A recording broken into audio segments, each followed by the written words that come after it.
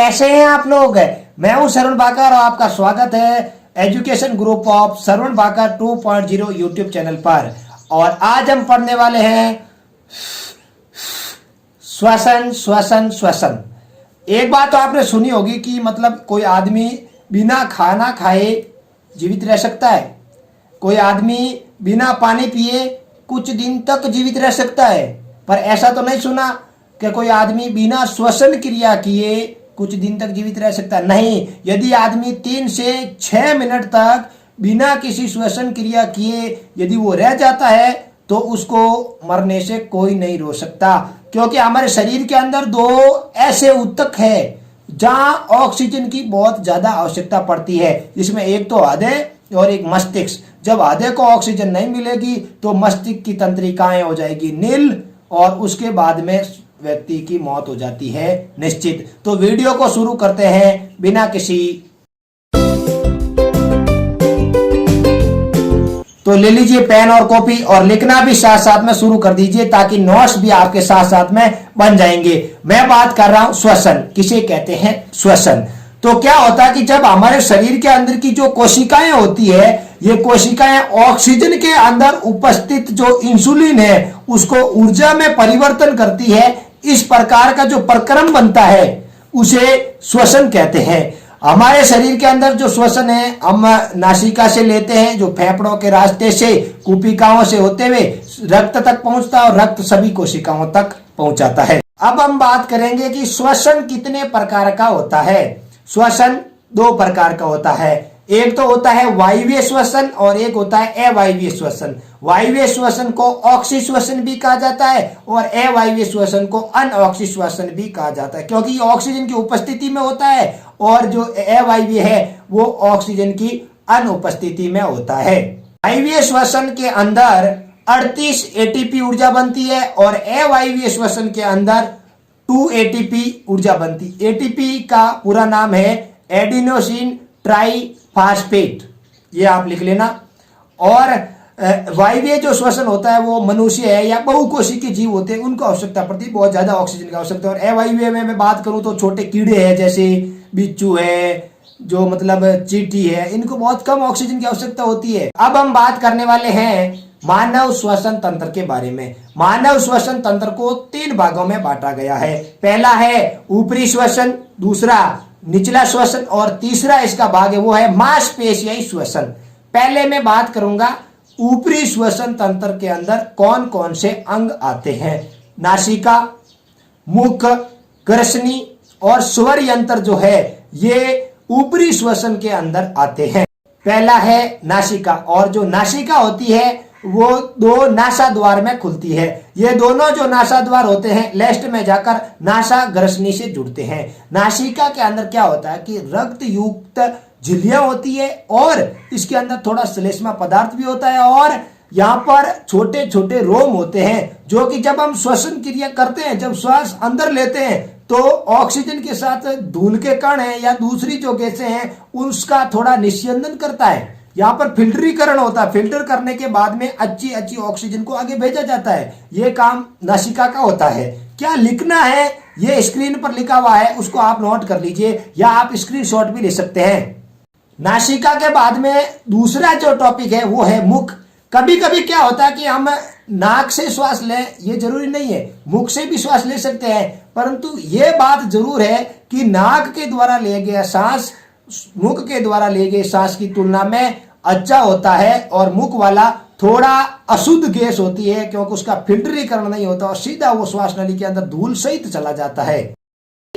मैंने आपको पाचन तंत्र वाले में बताया है कि ग्रसनी के 3 भाग है, मुख ग्रसनी, नासा ग्रसनी और कंठ ग्रसनी। ग्रसनी जो है अभी आहार नली पर रुकी हुई है। अब क्या होता है कि यहाँ से गैस आती रहती है जाती रहती है, परंतु जब हम खाना खाते हैं तो ये ग्रसनी होती है, श्वास नली पर आती है और खाना आहार नली में चला जाता है। ये काम होता है ग्रसनी। इसके बाद में आता है स्वर यंत्र, लिरिक्स, जहां हमारी आवाज जो आपको सुनाई दे रही है ये उत्पन्न कहां से होती है, वो लिरिक्स में स्वर यंत्र के अंदर उत्पन्न होती है।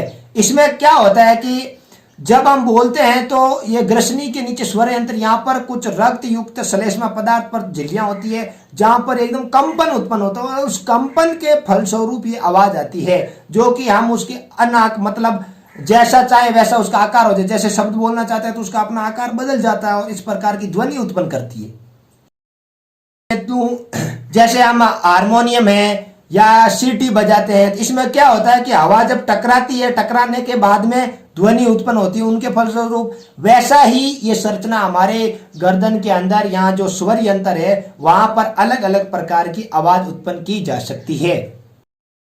अब हम बात करेंगे श्वसन तंत्र के दूसरे भाग मतलब निचले श्वसन के बारे में। निचले श्वसन के अंग कौन कौन से हैं? श्वास नली, श्वसनी, श्वसनिकाएं, फेफड़े और कूपिकाएं। हम बात करने वाले हैं अभी श्वास नली पर। श्वास नली होती है स्वर यंत्र से लेकर फेफड़ों तक। यहाँ पर एक नलिका होती है जिसके अंदर सी आकार के वल्ले होते हैं, जो कि जब हम श्वसन क्रिया करते हैं, जब बाहर निकालते हैं या श्वसन अंदर लेते हैं, इस दौरान ये जो श्वास नली पिचक न जाए इसकी सुरक्षा के लिए इसके अंदर सी आकार के वलय होते हैं जो उप अस्थियों से निर्मित होते हैं। मतलब उसमें हड्डी नहीं होती है पर अस्थि के रूप में थोड़ा सा। अब आगे मैं बात करने वाला हूं श्वसनी और श्वसनिकाओं के बारे में। ये श्वास नली होती है, जैसे ही फेफड़ों के पास आती है तो एक इस फेफड़े में और एक इस फेफड़े, दो भागों में विभाजित हो गई। यहां विभाजित होते इसका नाम हो गया श्वसनी।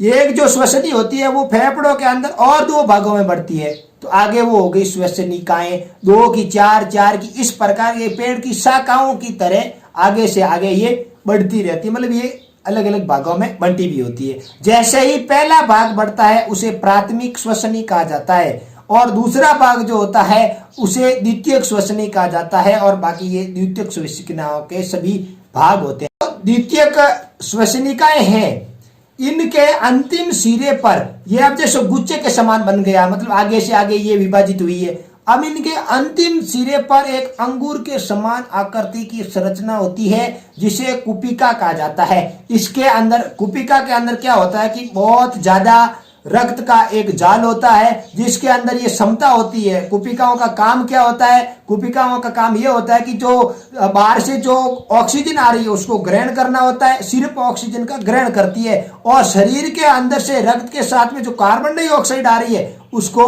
वापस बाहर निकालता है। ये काम होता है कुपिकाओं का। अब हम बात करने वाले हैं लंग्स के बारे में, यानी फेफड़ों के बारे में। फेफड़ों की संख्या मनुष्य के अंदर दो होती है, एक दायां और एक बायां। पर क्या होता है कि जो बायां फेफड़ा होता है वो दाएं फेफड़े की तुलना में थोड़ा छोटा और चपटा होता है, क्योंकि चित्र में जो आप देख रहे हैं उसके अंदर इसके बीच में हृदय है जो सुरक्षित रहता है।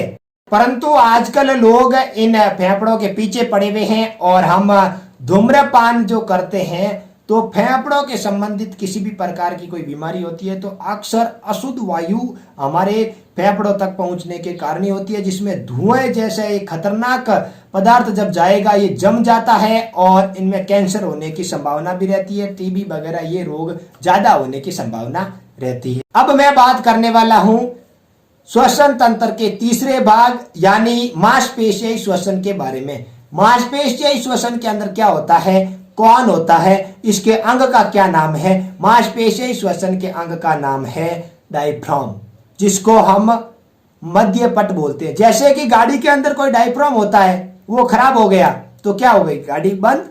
वैसे ही हमारे शरीर में ये डायफ्राम यदि काम करना बंद कर दिया तो हमारी गाड़ी भी बंद हो जाती है।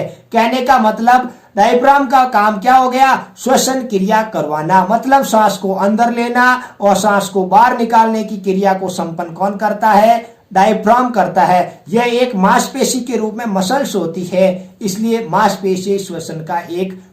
अब मैं बात करने वाला हूं श्वसन की पूरी क्रियाविधि के बारे में। पूरी क्रियाविधि कैसे संपन्न होती है तो जरा सुनिएगा और साथ में लिखने के लिए स्क्रीनशॉट आप ले सकते हो। क्या होता है कि जब सर्वप्रथम हम नासिका द्वारा श्वसन ग्रहण करते हैं तो नासिका के अंदर जो उपस्थित रोम है और श्लेष्म पदार्थ और झिल्लियां हैं वहां पर उस गैस का निस्यंदन करती है। फिल्टर करने के बाद में आगे ग्रसनी, ग्रसनी से स्वरियंत्र, स्वरियंत्र से ये पहुंचती है श्वास नली में, और श्वास नली के बाद में दोनों फेफड़ों में ये गैसें चली जाती है। उसके बाद में जो श्वसनी के अंतिम हिस्से पर उपस्थित होती है कुपिकाएं।